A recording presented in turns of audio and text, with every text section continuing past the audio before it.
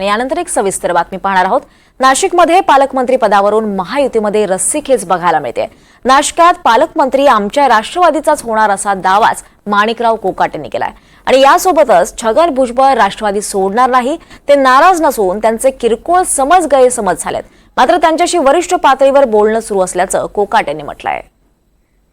खातेवाटप तर झालंय, मात्र आता सगळ्यांचं लक्ष लागलंय ते म्हणजे पालकमंत्री पदाकडे। नाशिक जिल्ह्याचा विचार केला तर नाशिकमध्ये भाजप असेल, शिवसेना असेल, यासोबत राष्ट्रवादीकडून देखील पालकमंत्री पदावरती दावा हा केला जातोय। माझ्यासोबत माणिकराव कोकाटे आहेत, कृषी मंत्री। कोकाटे साहेब, काय वाटतंय, हे पालकमंत्री पद आपल्याकडेच मिळावं अशी आपली मागणी राष्ट्रवादीकडे?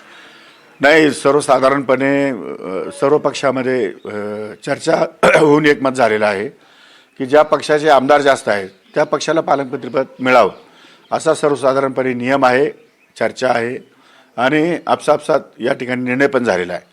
पण तरीसुद्धा हे अधिकार सन्माननीय मुख्यमंत्री देवेंद्र फडणवीस साहेबांचा आहे, तेव्हा तो जो निर्णय घेतील तो बसून आणि दादा बसून जे निर्णय घेतील तो आम्हाला मान्य करावा लागेल। पण मग नाशिकला पालकमंत्री पद आपल्याकडेच मिळावं अशी आपली मागणी आहे? 100% आपल्याकडे मिळावं, म्हणजे राष्ट्रवादीला मिळावं ही माझी मागणी आहे। राष्ट्रवादीला मिळावं ही आमची सर्वांची अतिशय परखडपणे मागणी आहे, त्यात शंकाच नाही।